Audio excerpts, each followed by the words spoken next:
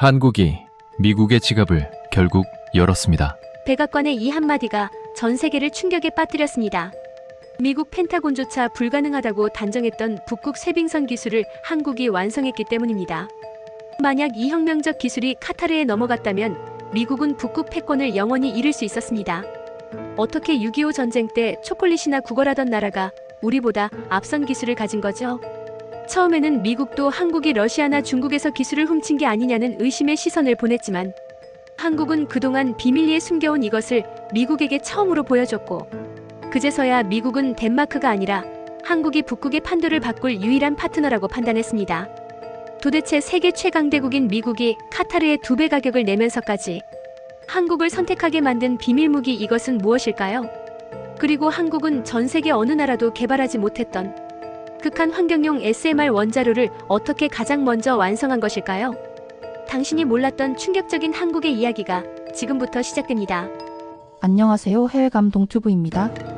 이야기 시작에 앞서 구독, 좋아요, 그리고 대한민국 파이팅 댓글로 한국을 응원해주세요. 안녕하세요. 저는 국제에너지 전략 분석가 리처드 콜먼입니다.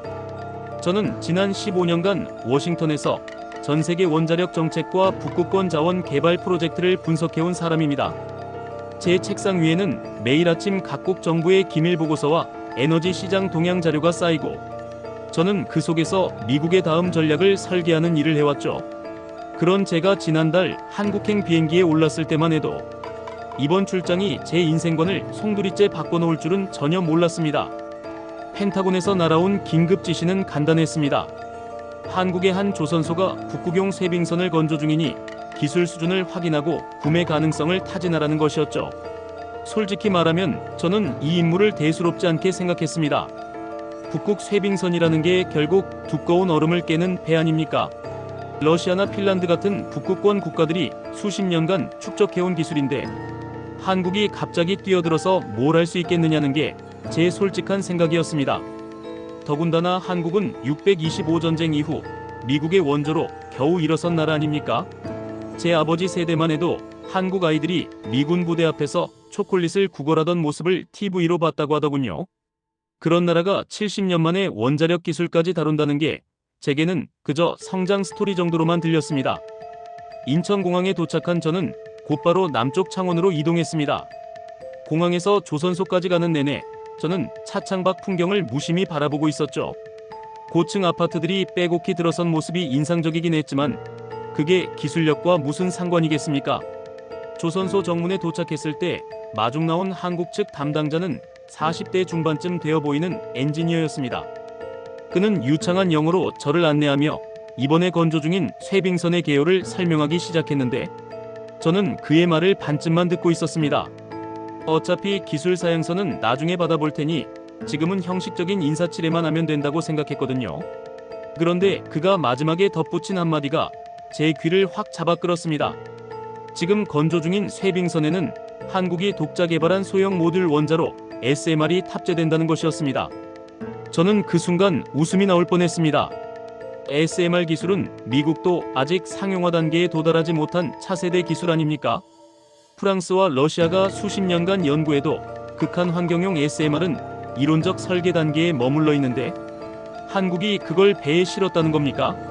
제 표정을 읽었는지 그 엔지니어는 미소를 지으며 직접 보시면 이해가 되실 겁니다라고 말했습니다. 저는 그 미소가 왠지 자신감이 아니라 오만함처럼 느껴져서 기분이 좋지 않았습니다.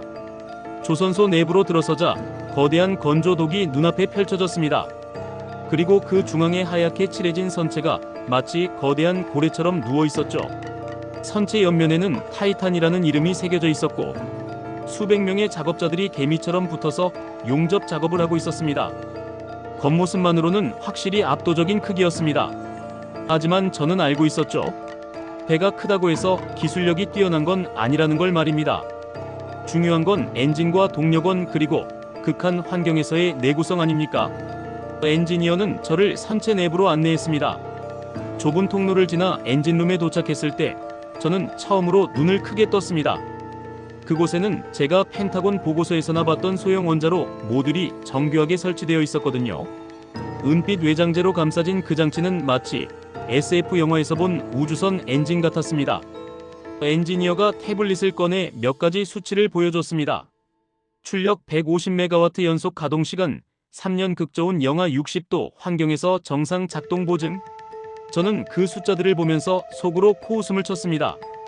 서류상 스펙은 누구나 부풀릴 수 있으니까요. 실제 해상 테스트 데이터를 보여달라고 요청하자 그는 다음 주에 북극해 시험 항해가 예정되어 있다고 답했습니다. 저는 그 말을 듣고 이건 아직 검증도 안 된 기술이구나 싶어서 실망감이 밀려왔습니다. 펜타곤이 기대를 걸었던 프로젝트가 고작 이 수준이라니 귀국 보고서에 뭐라고 써야 할지 벌써 걱정이 되더군요. 그런데 엔지니어가 저를 다른 공간으로 안내하면서 상황이 달라지기 시작했습니다. 그곳은 연구동 3층에 위치한 시뮬레이션 센터였는데 벽면 전체를 가득 채운 대형 스크린에는 실시간으로 극지 환경 시뮬레이션이 돌아가고 있었습니다. 화면 속에서는 타이탄이 두께의 3m짜리 빙판을 가르며 전진하고 있었고 그 옆에는 각종 수치들이 빠르게 업데이트되고 있었죠. 저는 그중 하나를 집중해서 봤습니다. 빙판 돌파 속도 시속 12노트. 이건 러시아의 최신 쇄빙선보다 2배 이상 빠른 속도였습니다. 설마 시뮬레이션 오류 아니냐고 물었더니 엔지니어는 고개를 저으며 이미 노르웨이 해역에서 1차 테스트를 마쳤다고 답했습니다. 저는 그제야 뭔가 이상하다는 걸 느끼기 시작했습니다. 한국이 정말로 뭔가를 숨기고 있는 게 아닐까 하는 의구심이 고개를 들었죠. 하지만 저는 여전히 반신반의했습니다. 시뮬레이션과 실제는 다르니까요. 제가 정말로 필요한 건 현장 데이터였고 그걸 받기 전까지는 어떤 판단도 내리지 않기로 마음먹었습니다. 그날 저녁 저는 조선소 근처 호텔에 체크인하며 워싱턴에 1차 보고 이메일을 보냈습니다. 내용은 간단했습니다. 기술 수준 확인 중 추가 검증 필요. 그리고 저는 침대에 누워 천장을 바라보며 생각했습니다. 내일이면 이 프로젝트의 실체가 드러나겠지. 그게 과대 포장인지 아니면 진짜 혁신인지 말이죠. 2단계. 다음날 아침 저는 조선소 회의실에서 기술 책임자들과 마주 앉았습니다. 테이블 위에는 두툼한 기술 문서 몇 건이 놓여 있었고 프로젝터 화면에는 타이탄의 상세 설계도가 띄워져 있었습니다. 회의를 주재한 사람은 김철수라는 이름의 수석 엔지니어였는데 그는 서울대학교에서 원자력공학 박사학위를 받고 프랑스 원자력청에서 10년간 근무한 경력이 있다고 자신을 소개했습니다. 저는 속으로 생각했죠. 결국 핵심 기술은 프랑스에서 배워온 거구나 하고 말입니다. 하지만 김 박사가 입을 열자마자 제 예상은 완전히 빗나가기 시작했습니다. 그는 한국이 지난 12년간 비밀리에 진행해온 극저온 환경용 SMR 프로젝트에 대해 설명하기 시작했는데 그 내용은 제가 알고 있던 어떤 국제 프로젝트와도 달랐습니다. 미국과 프랑스가 개발 중인 SMR은 주로 육상 발전소나 잠수함용으로 설계된 반면 한국은 처음부터 북극 해상 환경을 목표로 삼았다는 것이었습니다. 영하 60도의 극한 추위 속에서도 냉각 시스템이 정상 작동하도록 만들기 위해 한국 연구진은 액체 나트륨 대신 헬륨가스 냉각 방식을 채택했고 이 기술은 세계에서 유일하게 한국만이 상용화에 성공했다는 설명이었습니다. 저는 그 말을 듣고 잠시 멈칫했습니다. 헬륨가스 냉각 방식은 이론적으로는 가능하지만 압력 제어가 극도로 어렵기 때문에 미국 MIT 연구팀조차 실험실 단계에서 포기한 기술 아닙니까?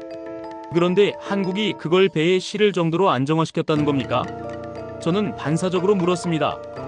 실제 가동 데이터를 볼 수 있습니까? 김 박사는 미소를 지으며 노트북을 조작했고 화면에는 지난 6개월간의 테스트 로그가 펼쳐졌습니다. 노르웨이 스발바르제도 인근 해역에서 진행된 168시간 연속 가동 테스트 결과였는데 출력 안정성이 99.7%를 기록하고 있었습니다. 이건 프랑스 최신 원자로의 96%보다 높은 수치였습니다. 저는 화면을 확대해서 데이터를 꼼꼼히 살펴봤습니다. 혹시 조작된 건 아닐까 의심하며 타임스탬프와 측정 장비 모델명까지 일일이 확인했죠. 그런데 놀랍게도 모든 게 정상이었습니다. 측정 장비는 독일 지멘스사의 최신 모델이었고 데이터 검증은 노르웨이 성급협회가 참관한 공식 테스트였습니다. 제가 아무리 의심해도 이건 조작할 수 없는 제3자 검증 데이터였던 겁니다. 저는 목구멍이 바짝 마르는 걸 느꼈습니다. 만약 이 데이터가 진짜라면 한국은 이미 원자력 해상 추진 기술에서 미국을 추월한 겁니다. 하지만 저는 여전히 믿고 싶지 않았습니다. 한 가지 데이터만으로는 부족하다고 생각하며 다른 질문을 던졌죠. 방사능 차폐는 어떻게 해결했습니까? 이건 SMR의 가장 큰 약점 중 하나입니다.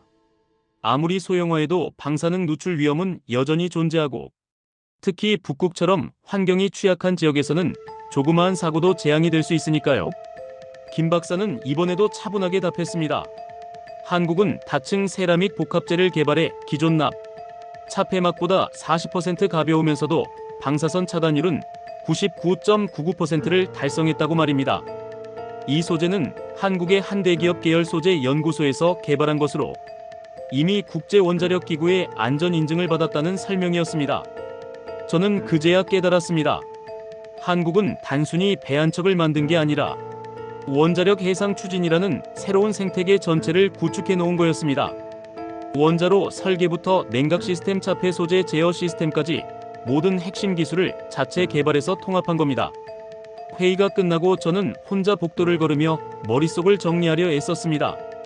불과 몇 시간 전까지만 해도 저는 한국을 미국이 도와줘야 할 후진국 정도로 생각했습니다. 하지만 지금 제 눈앞에 펼쳐진 현실은 완전히 달랐습니다. 한국은 이미 미국보다 앞서 있었고, 더 무서운 건 그들이 이 사실을 철저히 숨겨왔다는 점이었습니다. 왜 숨겼을까요? 저는 그 이유를 곰곰이 생각해봤습니다. 아마도 기술이 완전히 검증되기 전에 외부에 알려지면 견제를 받을 수 있다고 판단했기 때문일 겁니다. 특히 미국과 러시아 같은 원자력 강국들이 개발 단계에서부터 압력을 넣을 가능성이 있으니까요. 그래서 한국은 조용히 숨죽이며 기술을 완성한 뒤 완제품으로 세상에 내놓은 겁니다. 이건 단순한 기술 개발이 아니라 치밀한 전략이었습니다. 점심시간이 되자 김 박사가 저를 구내식당으로 안내했습니다.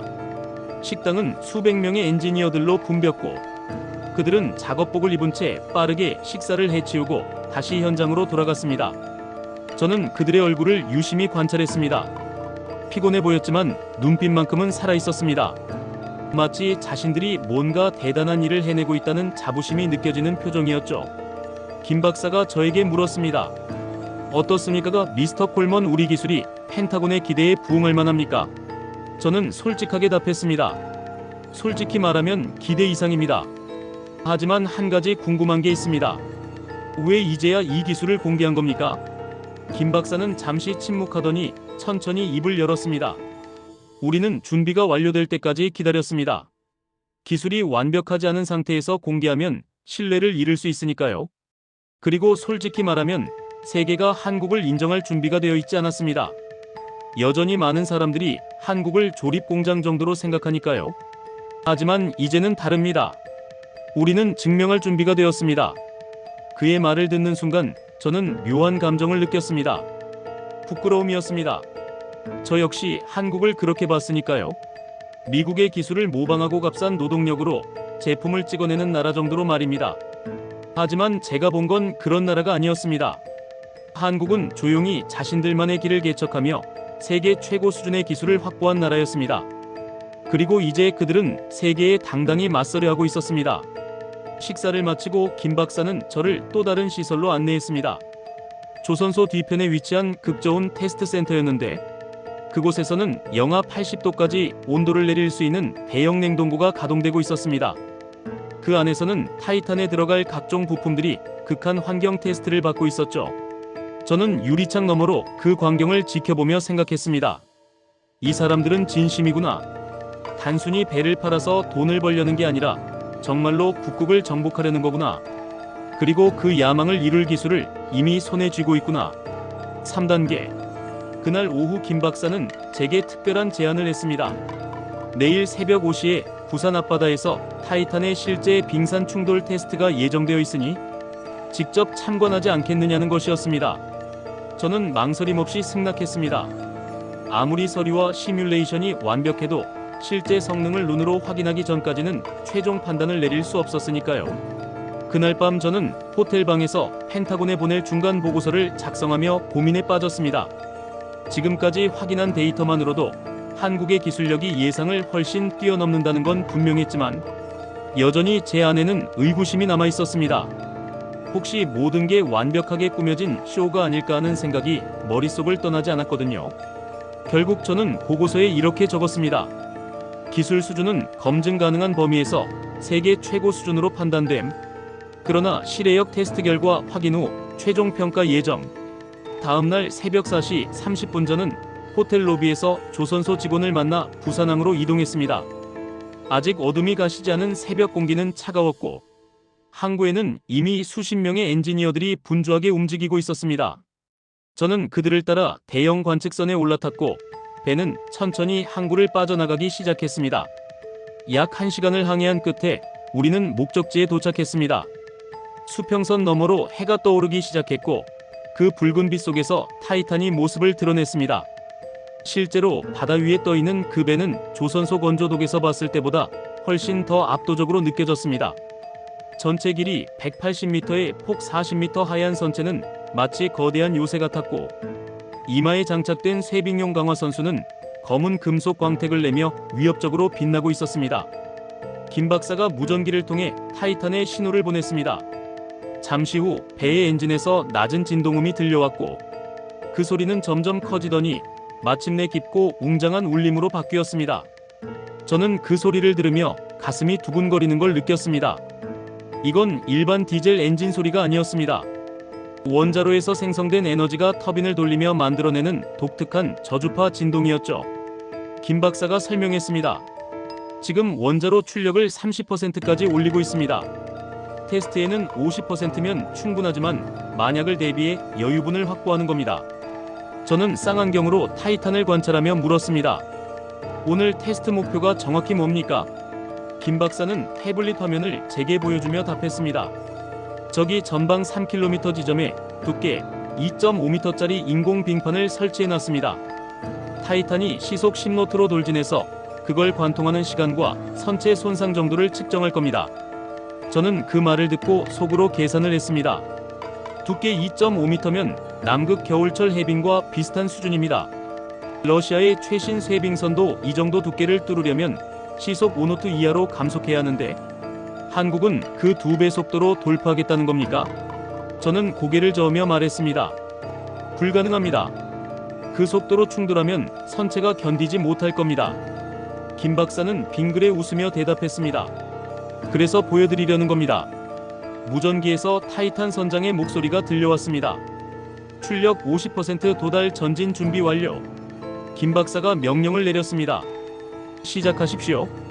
타이탄의 프로펠러가 격렬하게 회전하기 시작했고 거대한 선체가 천천히 가속하기 시작했습니다. 처음에는 느리게 움직이던 배가 점점 속도를 올리더니 마침내 하얀 물보라를 일으키며 빙판을 향해 돌진했습니다. 저는 숨을 죽이고 그 광경을 지켜봤습니다. 충돌 순간 엄청난 굉음이 바다 전체를 뒤흔들었습니다. 타이탄의 강화 선수가 빙판과 부딪히며 거대한 얼음 파편들이 사방으로 튀어올랐고 배는 마치 버터를 자르듯 빙판을 관통하기 시작했습니다. 저는 스톱워치를 눌렀습니다. 10초, 20초, 30초. 타이탄은 멈추지 않았습니다. 속도도 거의 줄어들지 않은 채 계속해서 전진했고 45초가 지났을 때 마침내 빙판을 완전히 뚫고 반대편으로 나왔습니다. 저는 믿을 수 없다는 표정으로 김 박사를 쳐다봤습니다. 45초 만에 2.5m 빙판을 시속 10노트로 관통했다는 건 기존 쇠빙선으로는 상상할 수 없는 성능이었습니다. 김 박사가 무전기로 지시했습니다. 선체 손상 보고하십시오. 잠시 후 타이탄에서 답이 왔습니다. 선수 외판 긁힘 0.3mm 구조적 손상 없음 원자로 출력 정상 냉각 시스템 정상. 저는 그 보고를 듣고 입을 다물 수가 없었습니다.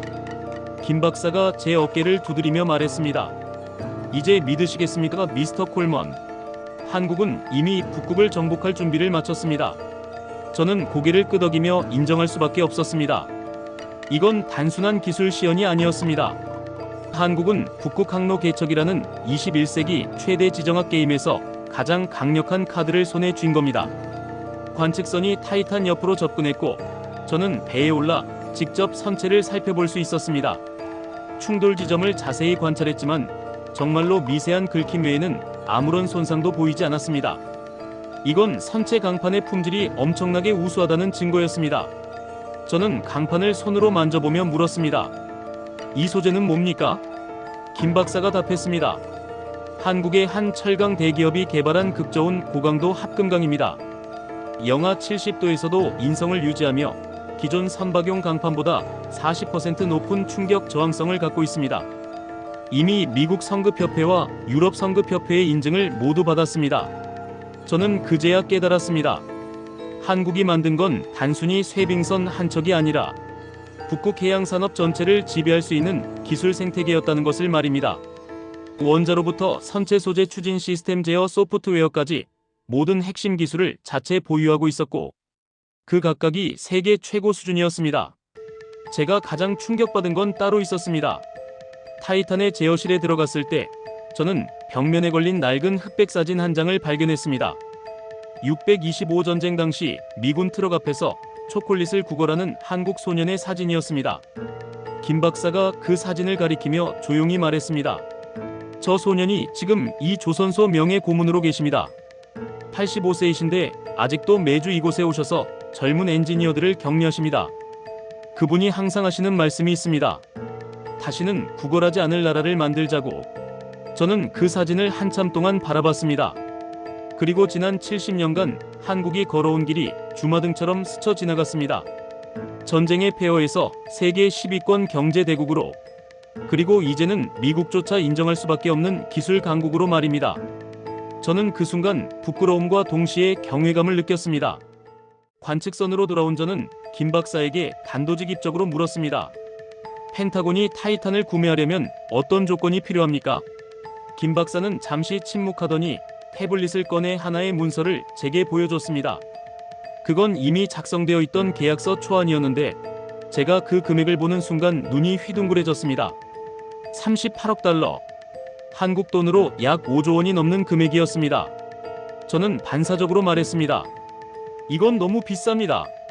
러시아 최신 쇠빙선도 20억 달러인데 거의 2배 가격 아닙니까? 김 박사는 차분하게 답했습니다. 러시아 쇠빙선은 재래식 원자로를 사용합니다. 연료 교체 주기가 5년이고 유지보수 비용도 만만치 않죠. 하지만 타이탄은 한번 연료를 장전하면 15년간 교체 없이 운용 가능합니다. 장기적으로 보면 오히려 저렴한 겁니다. 저는 그의 논리를 이해하면서도 여전히 납득하기 어려웠습니다. 펜타곤 예산 심의에서 이 금액이 통과될 리 없었으니까요. 그런데 김 박사가 다음에 꺼낸 말이 저를 더욱 당혹스럽게 만들었습니다. 그는 태블릿을 다시 조작하더니 또 다른 문서를 보여줬는데 그건 카타르 정부와의 가계약서였습니다. 금액은 42억 달러. 미국에 제시한 것보다 더 높은 가격이었지만 카타르는 이미 선금 10%를 지불할 준비가 되어 있다는 내용이었습니다. 저는 그 문서를 보며 머릿속이 복잡해졌습니다. 카타르가 왜 이런 배가 필요하냐고 물었더니 김 박사는 담담하게 설명했습니다. 카타르는 북극 항로를 통해 유럽으로 천연가스를 수송하려는 장기 계획을 갖고 있습니다. 기존 수에즈 운하 경유보다 운송 시간을 30% 단축할 수 있으니까요. 그들은 이미 노르웨이 북부의 중간 기착지 건설 협상을 마쳤고 타이탄 같은 쇠빙 호위선이 절실한 상황입니다. 저는 그제야 상황의 심각성을 깨달았습니다. 만약 타이탄이 카타르로 넘어가면 북극 항로의 주도권이 중동산 유국으로 넘어가는 겁니다. 미국으로서는 절대 받아들일 수 없는 시나리오였죠. 김 박사가 제 표정을 읽었는지 조심스럽게 덧붙였습니다. 물론 우리는 미국과 함께 가고 싶습니다. 70년 동맹의 가치를 알고 있으니까요. 하지만 이건 사업입니다. 우리도 주주들에게 책임이 있고 국가 이익을 최우선으로 고려해야 합니다. 카타르는 이미 2척을 추가 주문하겠다는 의향을 밝혔습니다. 총 120억 달러 규모의 계약이죠. 미국이 진정으로 북극 전략에서 주도권을 유지하고 싶다면 그에 합당한 조건을 제시해야 합니다. 저는 그의 말을 들으며 이게 단순한 가격 협상이 아니라는 걸 깨달았습니다. 한국은 지금 미국에게 선택을 강요하고 있었습니다. 북극의 미래를 함께 가져갈 것인가 아니면 중동 국가들에게 넘겨줄 것인가? 저는 깊은 한숨을 내쉬며 물었습니다. 결정 기한이 있습니까? 김 박사는 시계를 보며 답했습니다. 카타르 측이 72시간 내에 최종 답변을 원하고 있습니다. 지금으로부터 정확히 48시간 남았습니다. 저는 즉시 위성전화로 펜타곤에 긴급 연락을 했습니다. 상황을 설명하자 워싱턴은 발칵 뒤집혔습니다. 국방부 차관보가 직접 전화를 받았는데 그는 격앙된 목소리로 말했습니다. 38억 달러는 불가능합니다. 의회 승인을 받을 수 없어요. 최대 25억까지 검토 가능하니 그쪽에서 양보를 받아내십시오. 저는 난감한 표정으로 답했습니다. 카타르가 42억을 제시했는데 25억으로 협상이 될 리 없습니다. 게다가 이건 단순히 배 한 척의 문제가 아닙니다. 한국이 보유한 SMR 기술 전체의 가치를 인정하느냐 마느냐의 문제입니다. 차관보는 잠시 침묵하다가 말했습니다. 알겠습니다. 백악관과 긴급 협의하겠습니다. 24시간만 시간을 주십시오. 저는 전화를 끊고 김 박사에게 상황을 전달했습니다. 그는 고개를 끄덕이며 말했습니다. 기다리겠습니다. 하지만 시간은 흐르고 있다는 걸 잊지 마십시오. 그날 밤 저는 다시 호텔로 돌아와 창밖을 바라보며 생각에 잠겼습니다. 불과 일주일 전만 해도 저는 한국을 미국이 보호해줘야 할 작은 동맹국 정도로 생각했습니다. 하지만 지금 한국은 미국의 목줄을 쥐고 흔들고 있었습니다. 북극이라는 21세기 마지막 개척지를 누가 지배할 것인가? 그 질문에 대한 답을 한국이 쥐고 있었고 미국은 그들이 내미는 손을 잡을 수밖에 없는 처지였습니다. 저는 노트북을 열고 펜타곤에 보낼 긴급 보고서를 작성하기 시작했습니다. 제목은 이렇게 정했습니다. 한국 SMR 쇄빙선 프로젝트 전략적 가치 평가 및 긴급 구매 필요성. 보고서 첫 문장은 이렇게 시작했습니다. 대한민국은 더 이상 우리가 지켜줘야 할 약소국이 아닙니다. 그들은 이미 우리와 어깨를 나란히 하거나 일부 분야에서는 우리를 앞서는 기술 강국으로 성장했습니다. 타이탄 프로젝트는 단순한 선박 건조 사업이 아니라 북극 지배권을 결정할 전략 자산입니다. 만약 우리가 이 기회를 놓치면 향후 50년간 북극에서의 주도권을 상실할 것입니다. 다음 날 아침 저는 김 박사로부터 예상치 못한 연락을 받았습니다. 오늘 오후 조선소 본사에서 중요한 회의가 있으니 참석해달라는 것이었습니다. 저는 불안한 마음으로 회의실에 도착했고 그곳에는 이미 여러 명의 한국 임원들이 자리하고 있었습니다. 테이블 중앙에는 회사 회장으로 보이는 60대 남성이 앉아 있었고 그는 저를 보자마자 유창한 영어로 인사를 건넸습니다. 저는 이 회사의 회장입니다. 미스터 콜먼, 당신이 지난 며칠간 우리 시설을 돌아보고 기술을 검증했다고 들었습니다. 솔직한 평가를 듣고 싶군요. 저는 잠시 망설이다가 솔직하게 답했습니다. 기술적으로는 세계 최고 수준입니다. 하지만 가격이 문제입니다. 워싱턴에서는 38억 달러를 받아들이기 어려워하고 있습니다. 회장은 빙그레 웃으며 고개를 끄덕였습니다. 예상했던 반응입니다. 그래서 오늘 제가 직접 우리의 진짜 제안을 말씀드리려 합니다. 그는 비서에게 신호를 보냈고 대형 스크린에 프레젠테이션이 띄워졌습니다. 화면에는 전 세계 주요 국가들의 북극 전략이 정리되어 있었는데 러시아는 북극해 연안 군사기지 확장, 중국은 1대1로 북극 루트 개척, 노르웨이는 북해 가스전 개발 확대라는 내용들이 빼곡히 적혀 있었습니다. 회장이 천천히 설명을 시작했습니다. 지금 전 세계가 북극을 향해 달려가고 있습니다. 2035년이면 북극 항로를 통한 물동량이 연간 5천만 톤을 넘어설 것으로 예측되고 그 경제적 가치는 미국 달러로 환산하면 연간 2천억 달러 규모입니다. 문제는 이 엄청난 기회를 누가 선점하느냐인데 현재로서는 러시아가 가장 유리한 위치에 있습니다. 그들은 이미 6척의 원자력 쇄빙선을 보유하고 있고 북극해 연안 항만 인프라도 갖췄으니까요. 그가 화면을 넘기자 타이탄의 상세 재원이 나타났습니다. 하지만 미국이 타이탄을 확보한다면 상황이 완전히 달라집니다. 타이탄 한 척이 러시아 쇄빙선 3척과 맞먹는 성능을 발휘하니까요. 더 중요한 건 미국이 알래스카와 그린란드에 보유한 전략적 거점들입니다. 만약 타이탄을 그 거점들의 핵심 운송 수단으로 활용한다면 북극 항로의 주도권은 러시아에서 미국으로 넘어올 겁니다. 저는 그의 말을 들으며 점점 더 이 협상이 단순한 선박 매매가 아니라는 걸 깨달았습니다. 이건 21세기 지정학적 판도를 바꿀 수 있는 전략 자산 거래였습니다. 회장이 레이저 포인터로 화면의 특정 수치를 가리켰습니다. 타이탄의 연간 운용 비용은 8천만 달러입니다. 러시아 재래식 쇄빙선은 척당 1억 2천만 달러가 들죠. 10년 운용 기준으로 계산하면 타이탄이 4억 달러 저렴합니다. 게다가 타이탄은 한 번 연료 장전으로 15년 운용이 가능하지만 러시아 쇠빙선은 5년마다 연료 교체를 해야 하고 그때마다 2개월씩 운용이 중단됩니다. 저는 그의 논리를 따라가며 고개를 끄덕였습니다. 숫자로만 보면 확실히 타이탄이 합리적 선택이었습니다. 하지만 여전히 38억 달러라는 초기 구매 비용이 걸림돌이었죠. 제가 그 점을 지적하자 회장은 미소를 지으며 다음 슬라이드를 넘겼습니다. 화면에는 카타르 정부와의 협상 내역이 나타났는데 놀랍게도 카타르는 45억 달러의 구매 의향을 밝혔고 추가로 2척을 더 주문하겠다는 조건까지 제시한 상태였습니다. 총 135억 달러 규모의 계약이었습니다. 저는 그 숫자를 보고 입이 떡 벌어졌습니다. 회장이 차분하게 말을 이었습니다. 카타르는 북극 항로를 통해 유럽으로 천연가스를 운송할 장기 계획을 갖고 있습니다. 기존 수에즈 운하 경유보다 운송 시간을 12일 단축할 수 있고 그건 연간 30억 달러의 비용 절감 효과를 가져옵니다. 그들에게 타이탄은 투자가 아니라 필수품입니다. 저는 그제야 상황의 심각성을 완전히 이해했습니다.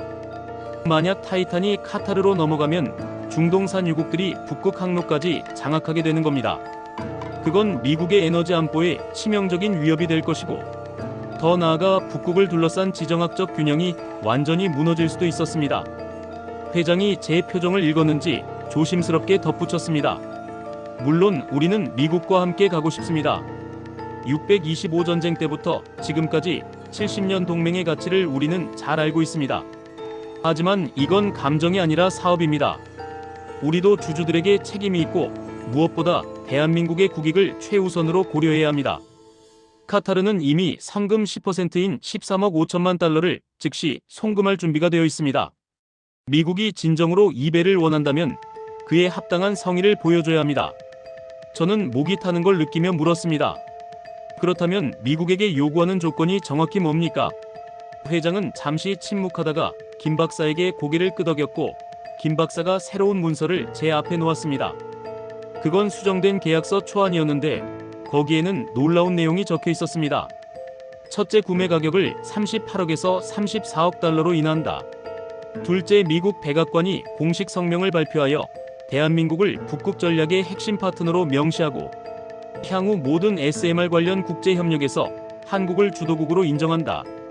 셋째, 미국 의회가 한미 원자력 기술 협력 특별법을 통과시켜 한국의 SMR 기술을 미국 원자력 시장에서 최우선 인증 대상으로 지정한다. 저는 그 조건들을 읽으며 숨이 막히는 걸 느꼈습니다. 이건 단순히 배를 파는 조건이 아니었습니다.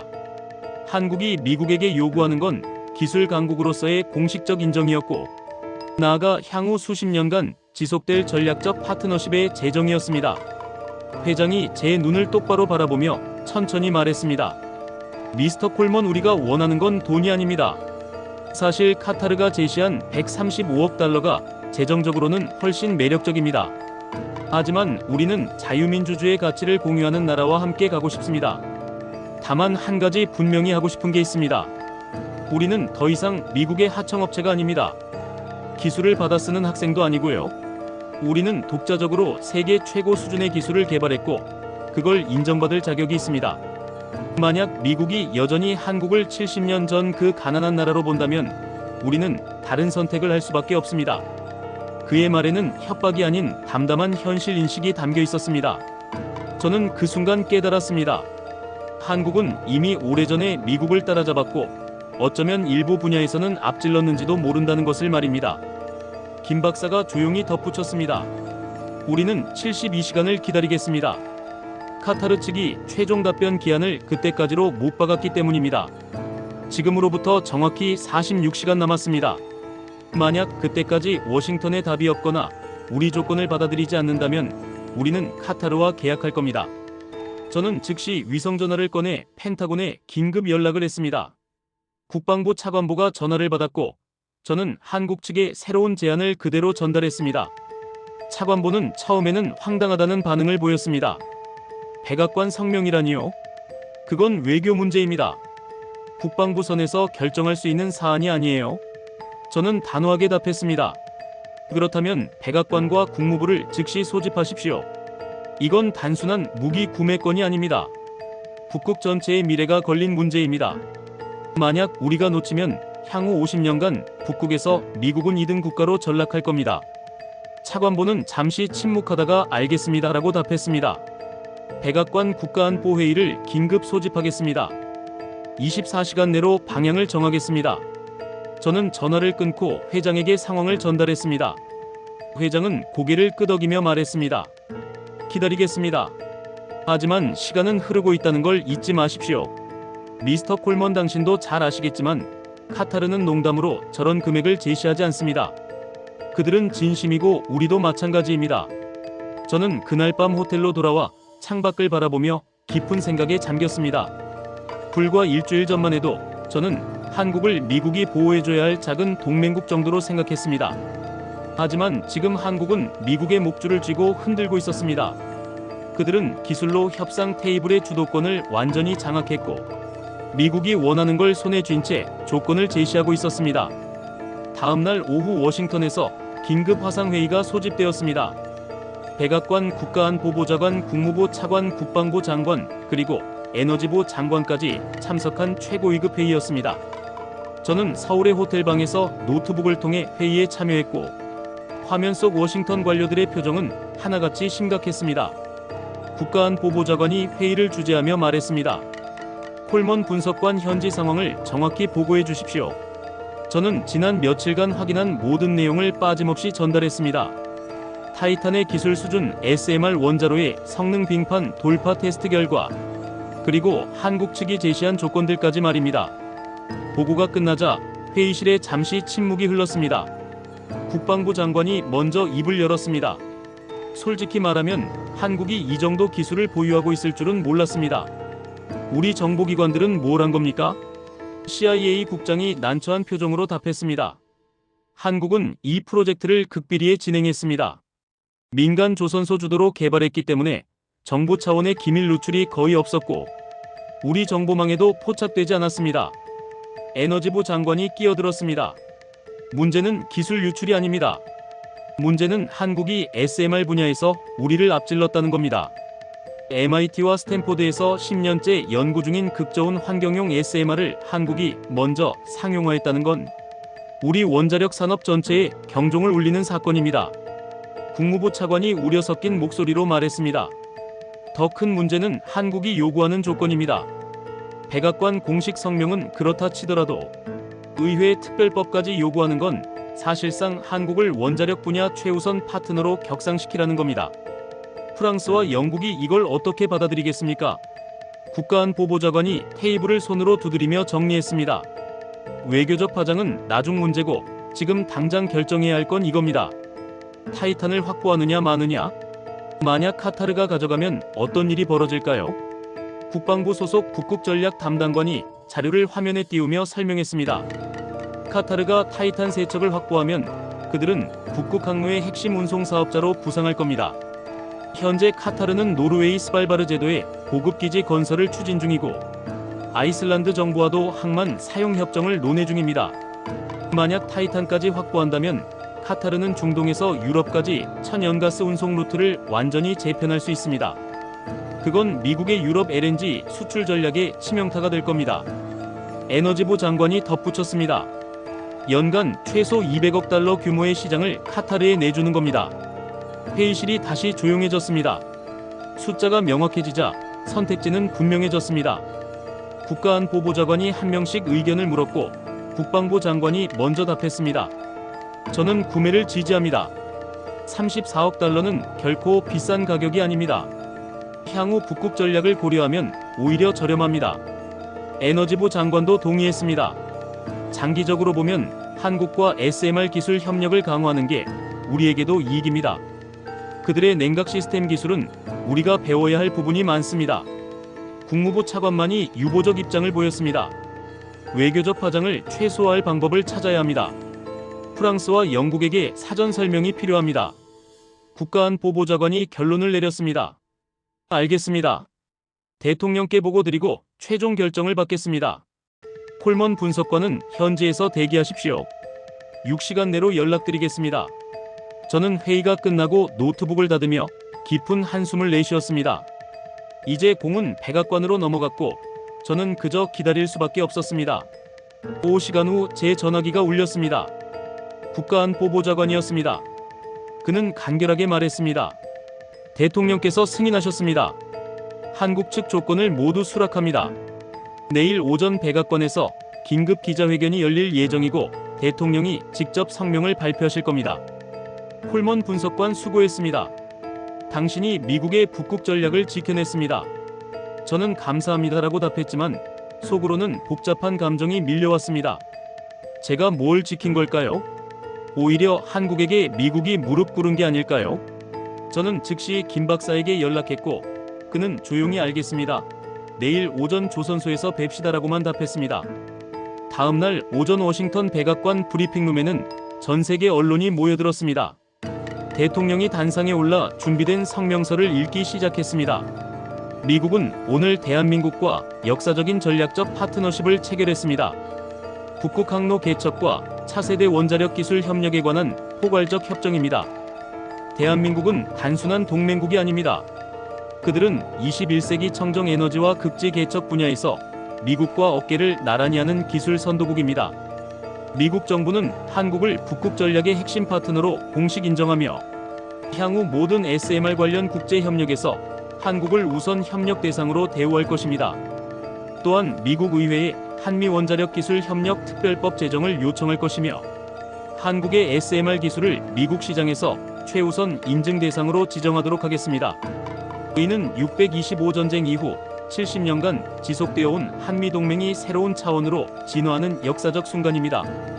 그 발표가 나가자 전 세계 언론이 들끓기 시작했습니다. CNN은 속보로 미국이 한국 기술에 공식 경의를 표하다라는 제목을 내보냈고 뉴욕타임스는 북극 게임 체인저 한국의 SMR 쇠빙선이 바꾼 지정학이라는 심층 기사를 게재했습니다. 영국 BBC는 한국의 조용한 기술혁명 미국도 인정한 SMR 강국이라는 특집 프로그램을 편성했습니다.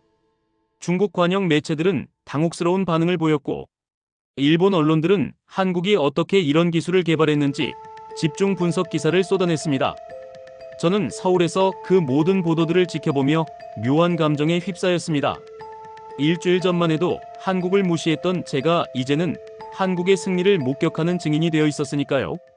저는 그날 오후 다시 조선소를 찾았습니다. 회의실에는 회장과 김 박사를 비롯한 임원들이 저를 기다리고 있었고 테이블 위에는 이미 정식 계약서가 준비되어 있었습니다. 회장이 만년필을 꺼내 계약서에 서명하며 조용히 말했습니다. 축하합니다, 미스터 콜먼. 당신은 미국과 한국 양국 모두에게 중요한 순간을 만들어 주었습니다.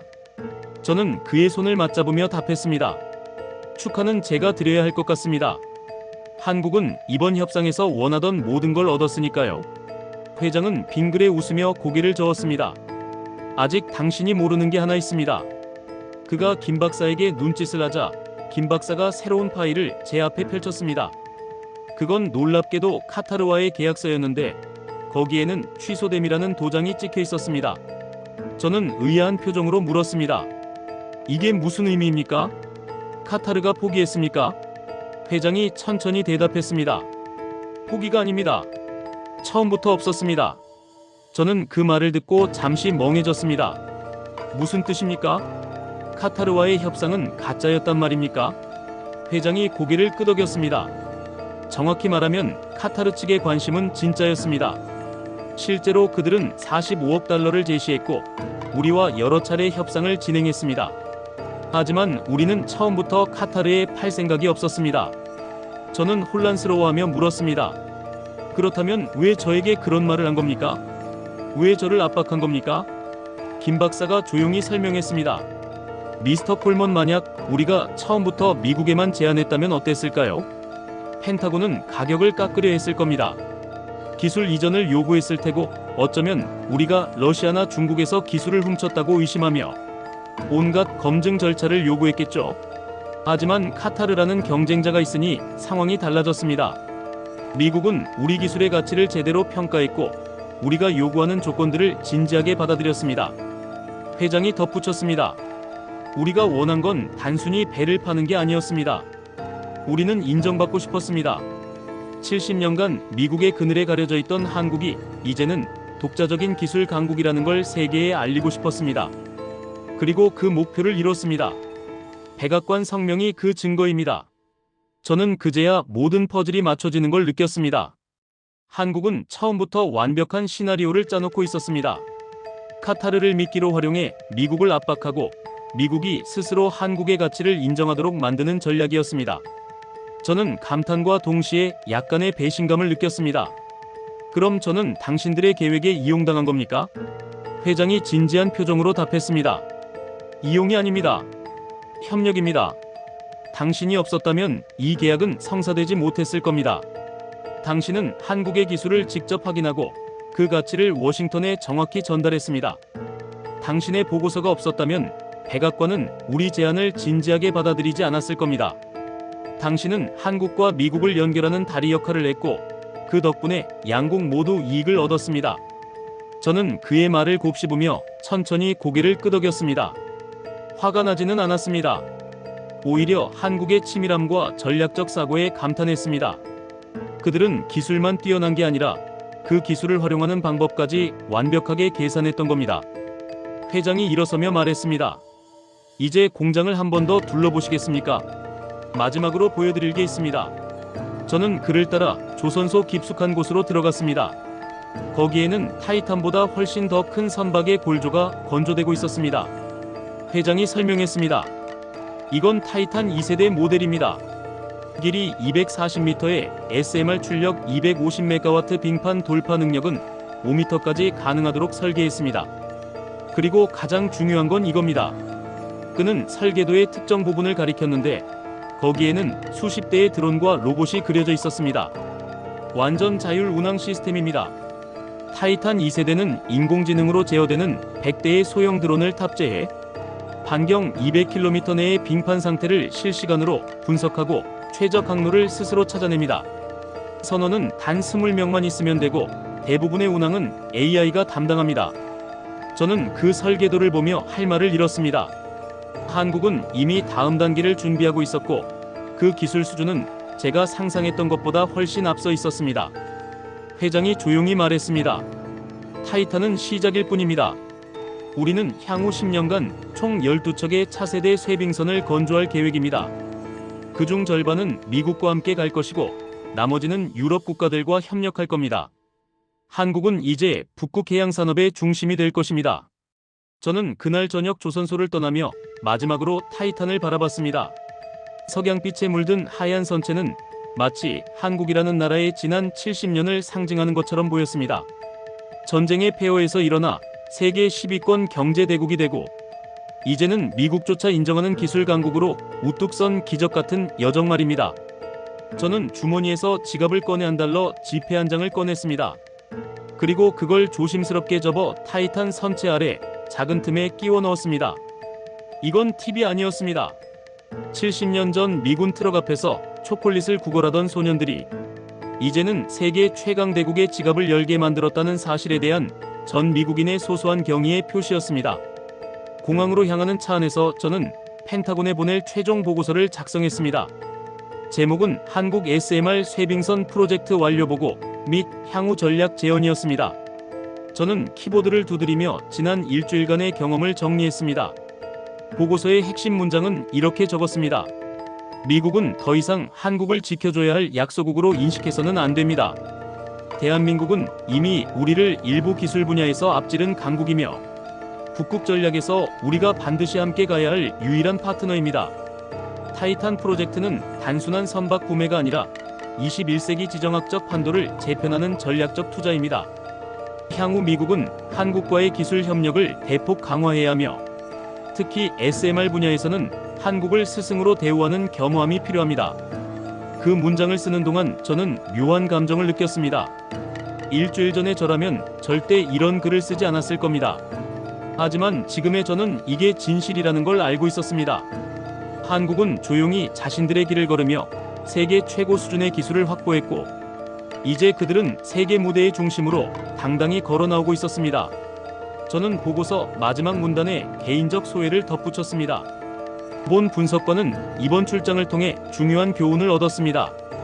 기술은 거짓말을 하지 않는다는 것, 그리고 한 나라의 저력은 GDP나 군사력이 아니라 그 나라 사람들의 땀과 헌신으로 측정된다는 것입니다. 한국 조선소에서 밤을 새워 용접하던 엔지니어들 코피를 흘리며 설계도와 씨름하던 연구원들, 그들의 눈빛에서 저는 미래를 봤습니다. 미국이 만약 그 미래에 함께하고 싶다면 우리는 오만함을 버리고 겸손함으로 그들의 손을 잡아야 합니다. 인천공항에 도착한 저는 출국 수속을 기다리며 면세점을 둘러봤습니다. 한국산 전자제품들이 빼곡히 진열되어 있었고 한국 화장품 매장 앞에는 외국인 관광객들이 줄을 서 있었습니다. 저는 그 광경을 보며 생각했습니다. 언제부터인가 한국 제품은 값싼 모조품이 아니라 품질과 혁신의 상징이 되어 있었습니다. 그리고 이제 원자력 기술마저 그 목록에 추가된 겁니다. 탑승 게이트로 걸어가는 동안 저는 주머니에서 김 박사가 준 작은 USB를 꺼냈습니다. 거기에는 타이탄의 모든 기술 자료가 담겨 있었고 한국 측은 이걸 미국과 공유하기로 약속했습니다. 물론 핵심 원천 기술은 제외되었지만 그래도 미국 엔지니어들이 배울 수 있는 내용이 충분히 들어 있었습니다. 비행기가 이륙하자 저는 창밖으로 서울 야경을 바라봤습니다. 수천만 개의 불빛이 마치 쏟아지는 별처럼 반짝이고 있었고 그 중심에는 한강이 검은 리본처럼 흐르고 있었습니다. 저는 그 풍경을 보며 625 전쟁 당시 이 도시가 폐허였다는 사실을 떠올렸습니다. 70년 전 이곳은 아무것도 없었습니다. 건물도 기술도 희망조차 없었죠. 하지만 지금은 세계에서 가장 역동적인 도시 중 하나가 되어 있었습니다. 그 변화를 가능하게 만든 건 뭘까요? 저는 곰곰이 생각해봤습니다. 아마도 그건 다시는 무릎 꿇지 않겠다는 한국인들의 지독한 의지였을 겁니다. 다시는 구걸하지 않겠다는 결연한 다짐말입니다. 워싱턴으로 돌아가는 14시간 동안 저는 계속 생각했습니다. 미국은 앞으로 어떻게 해야 할까? 세계 최강 대국이라는 자만심에 빠져 다른 나라들의 성장을 무시하다가는 결국 뒤처지게 될 겁니다. 한국이 그 좋은 예입니다. 우리가 안보 우산을 제공하는 작은 나라라고 무시하는 사이 그들은 조용히 기술을 축적하며 우리를 따라잡았고 이제는 일부 분야에서 우리를 가르치는 위치에 올랐습니다. 만약 미국이 계속 과거의 영광에 안주한다면 10년 후, 20년 후에는 더 많은 나라들이 미국을 앞서게 될 것입니다. 저는 노트북을 열고 개인 일기에 이렇게 적었습니다. 오늘 나는 미국이 패배하는 걸 목격했다. 군사적 패배도 경제적 패배도 아닌 인식의 패배였다. 우리는 한국을 과소평가했고 그 대가를 치렀다. 하지만 이 패배는 어쩌면 축복일지도 모른다. 왜냐하면 이제 우리는 겸손해질 기회를 얻었으니까. 워싱턴 덜레스 공항에 도착했을 때는 이미 해가 저물고 있었습니다. 저는 택시를 타고 펜타곤으로 향했고 거기서 국방부 장관과 긴급 면담을 가졌습니다. 장관은 제 보고서를 꼼꼼히 읽더니 고개를 끄덕이며 말했습니다. 수고했습니다, 콜먼. 당신 덕분에 우리는 중요한 자산을 확보했고 더 중요한 교훈을 얻었습니다. 백악관에서도 당신의 보고서를 높이 평가하고 있습니다. 승진 추천서를 올리겠습니다. 저는 감사합니다라고 답했지만 속으로는 복잡한 심경이었습니다. 제가 정말 미국을 위해 일한 걸까요? 아니면 한국의 승리를 도운 걸까요? 아마 둘 다일 겁니다. 그리고 그게 나쁜 건 아니라고 생각했습니다. 진정한 동맹이란 한쪽이 일방적으로 베푸는 관계가 아니라 서로가 서로에게 배우고 성장하는 관계니까요. 그날 밤 저는 집으로 돌아와 책상 서랍을 열고 작은 액자를 꺼냈습니다. 거기에는 김 박사가 선물로 준 사진이 들어있었습니다. 625 전쟁 당시 미군 트럭 앞에서 초콜릿을 구걸하던 한국 소년의 흑백 사진이었죠. 저는 그 사진을 책상 위에 놓고 한참 동안 바라봤습니다. 그 소년의 눈빛은 절망적이었지만 동시에 살아남겠다는 강렬한 의지로 빛나고 있었습니다. 그리고 70년이 지난 지금 그 소년의 후손들은 세계 최고의 기술을 만들어냈고 미국 대통령이 그들에게 경의를 표하게 만들었습니다. 저는 조용히 속삭였습니다. 그 사진 속 소년을 향해, 그리고 타이탄을 만든 모든 한국 엔지니어들을 향해서 말입니다. 당신들은 이겼습니다. 그리고 저는 진심으로 존경합니다. 오늘 이야기 어떠셨습니까? 불과 한 세기도 안 되는 시간 동안 세계에서 가장 가난했던 나라가 이제는 세계 최강 대국조차 인정할 수밖에 없는 기술 강국으로 우뚝 섰습니다. 한국의 SMR 기술과 전략적 사고는 북극이라는 21세기 마지막 개척지에서 게임의 규칙을 바꿔놓았고 미국은 기꺼이 그 규칙을 받아들였습니다. 하지만 우리가 기억해야 할 것은 34억 달러의 계약이나 백악관 성명이 아닐지도 모릅니다.